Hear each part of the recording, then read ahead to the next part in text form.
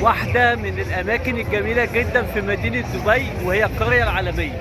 في فيديو النهاردة هوريكم كل حاجة داخل القرية العالمية في مدينة دبي، فخليكم معايا وتابعوني.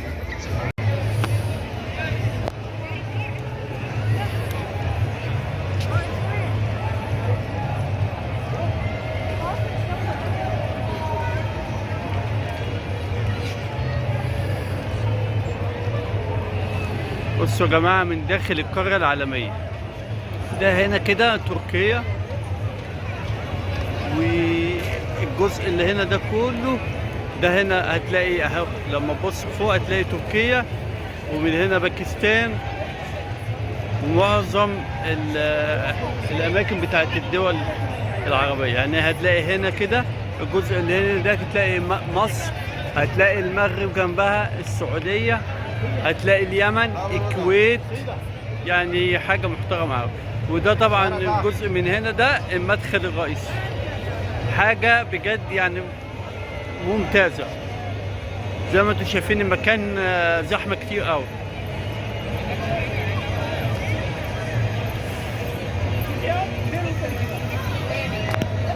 القرية العالمية في دبي هتلاقي فيها العديد من الألعاب والأنشطة الترفيهية المتنوعة، زي العروض المسرحية وعروض السيرك ومسرح الأطفال وعروض الفرق المتجولة.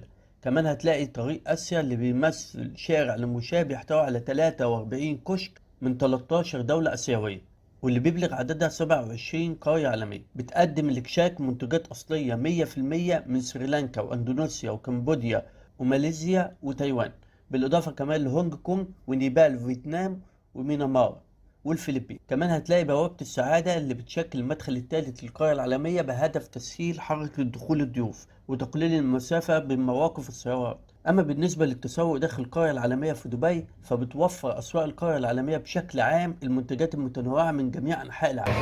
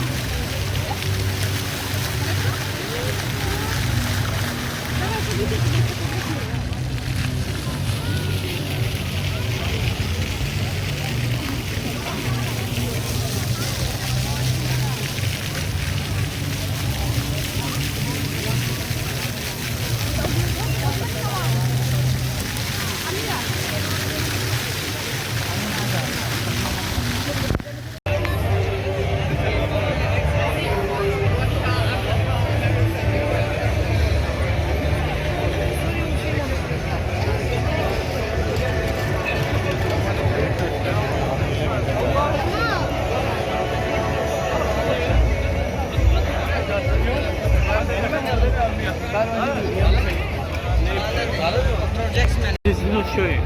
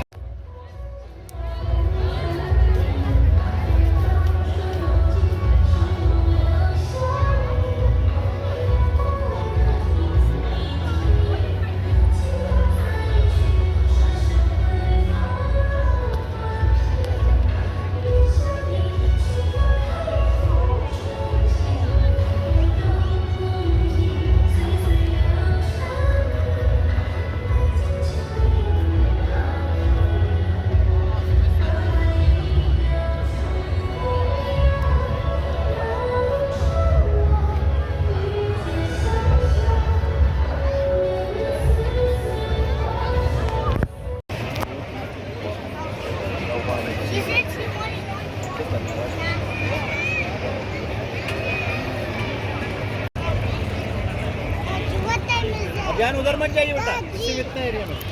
What time is that? We should go and